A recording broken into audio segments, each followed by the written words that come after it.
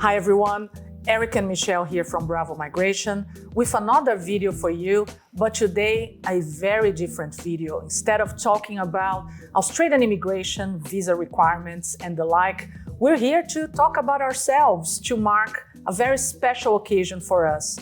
Bravo Migration is turning 15, so we still can't believe time has flown by so fast, and we wanted to mark the occasion letting you guys know a bit more about us.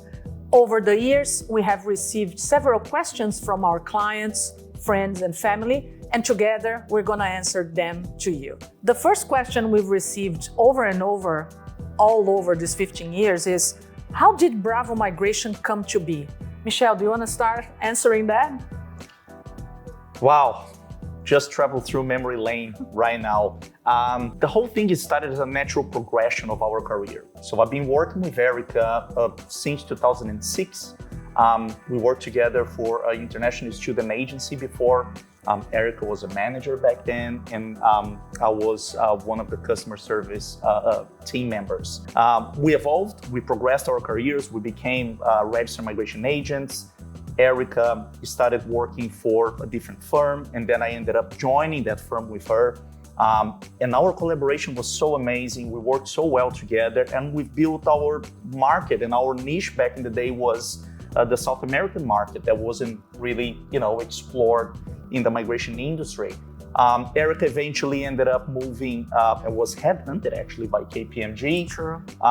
I've taken over her position in the business. I grew a little bit further the market, but at some point, Erica got a little bit sick about the corporate world. And I was in a moment in a position in my career as well where I wanted to do things differently, and I wanted to start a business on my own. And that's where it all began. Eric and I, we had this conversation. Yes.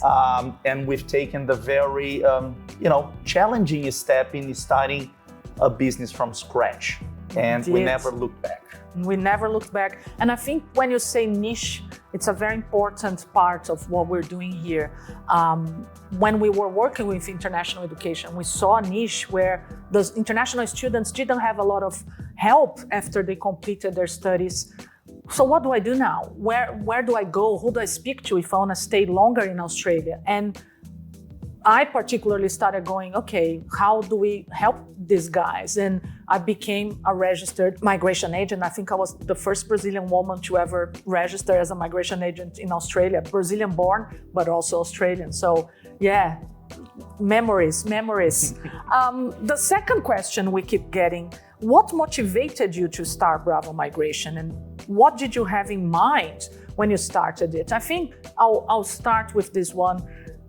When you said I was sick of the corporate world, it was more, I was sick of the lack of care for the individual. Very true. At the end of that visa story, we had a lot of corporate clients who sponsored workers at KPMG, but we actually never got to talk to the person and call them and tell them, your visa was approved. And that's the best part of the job, I think. We always, and our staff as well. So for me, at least, that's what motivated me. For me, it was a very similar deal as well. I didn't know exactly what I wanted to do in life when I first started in this journey, but I knew that I want to make an impact. I knew that I wanted to do something that would change people's lives and that would add value.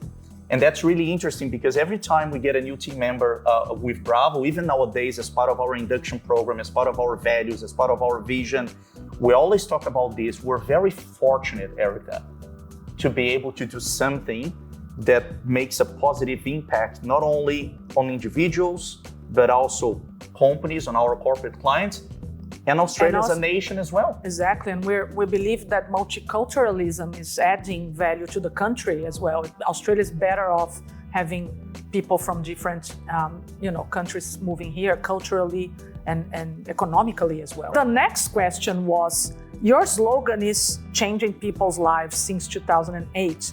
And we just talked about this. How do you believe you do that? That's the question. And I think we're both migrants. We both, as you can tell by our accents, especially mine, we weren't born here. And I remember what it was to want to stay here and not live anywhere else. This was the country I chose to be. I remember choosing the city of Sydney and feeling that was my place in the world.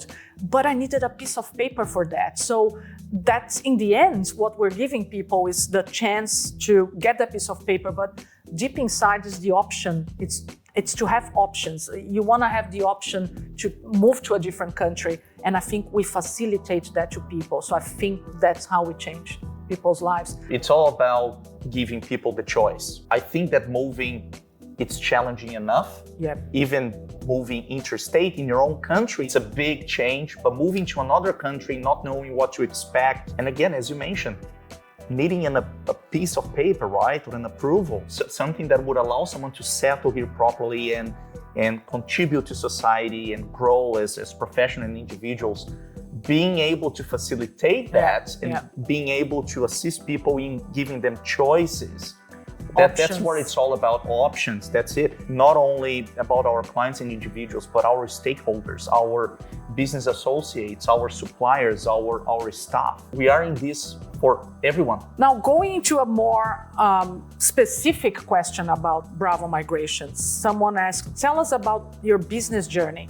How many staff have you had over the years? How many visa applications you worked on? How many offices? So we were talking before we started recording. We're on our 6th office, but now we are truly global company. We have staff members all over Australia, some outside of Australia. And I think that was prompted because of the pandemic, because before we were very, we had offices in Sydney, Brisbane, Melbourne, and Adelaide. And now we have people in those cities, but we have headquarters in Sydney only. So over the years, probably 6 to 10 different offices, I would say. Yep. Staff, how many staff?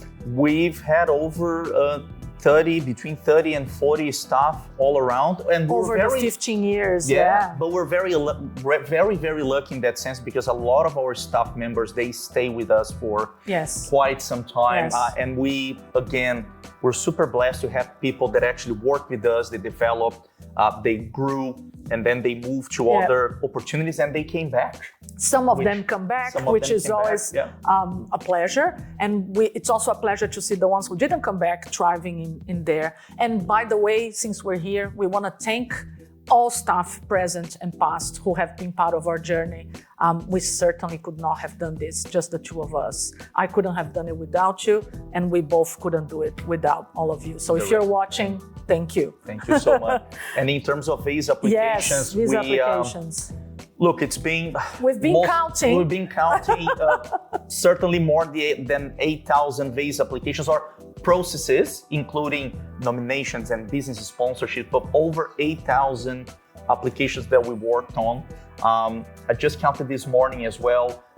With AATs and appeals. Yep. We've represented more than 100 clients on visa refusals and application refusals with the Administrative Appeals Tribunal in Australia, which again it's a huge milestone as well. Yeah. So that's a lot.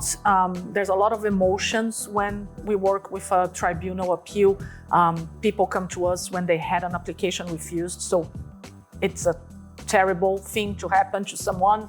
And when we take that case, take it to the tribunal and turn it around, it's even better than when we get a visa approved. So that's awesome. Another question is, why did you move to Australia and what was your immigration journey like? Wow, again, straight down memory lane. Memory lane. Yeah, so I arrived in Australia in 2002.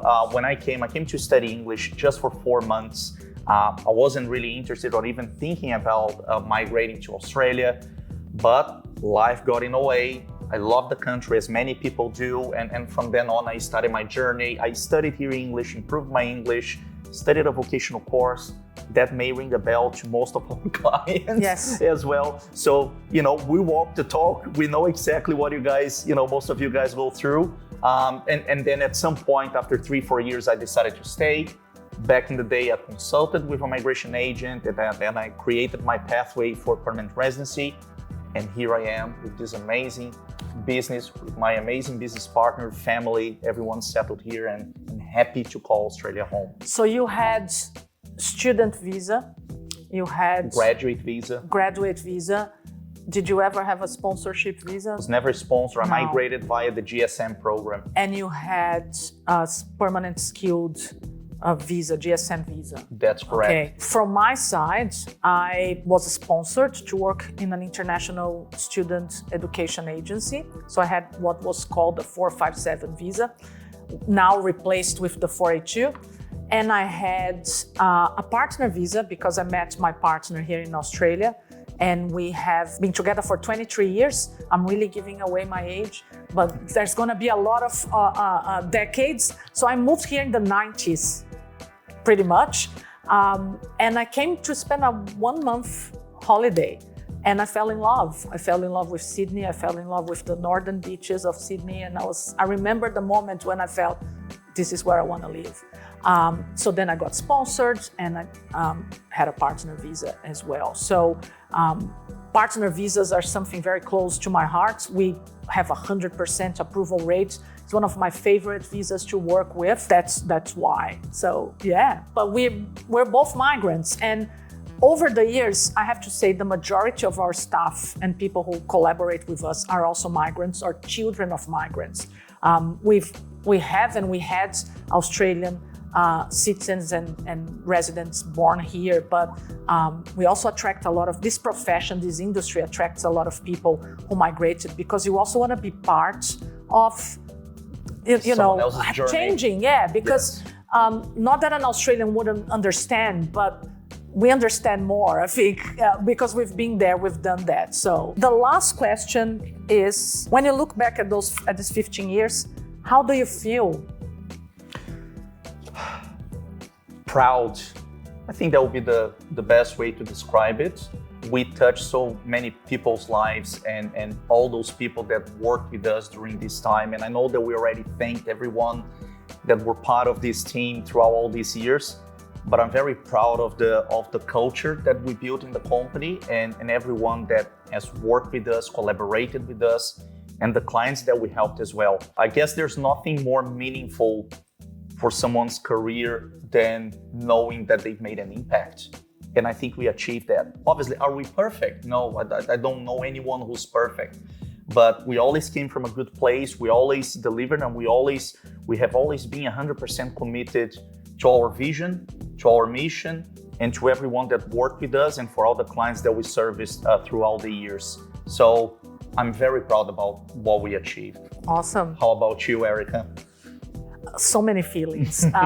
Gratitude for everything that has happened, all the hard work that we put into it and how, we succeeded. Blessed because you look at all these moving parts in the past that fell in the same place to bring you to where you are. And mildly surprised because when you're in the thick of it, building a business, you're not thinking about in 15 years, we're gonna be this or that. You have plans and a strategy, but then when you arrive there, you look back and you go, wow. So in awe of what we built and how many people we have helped. And excited.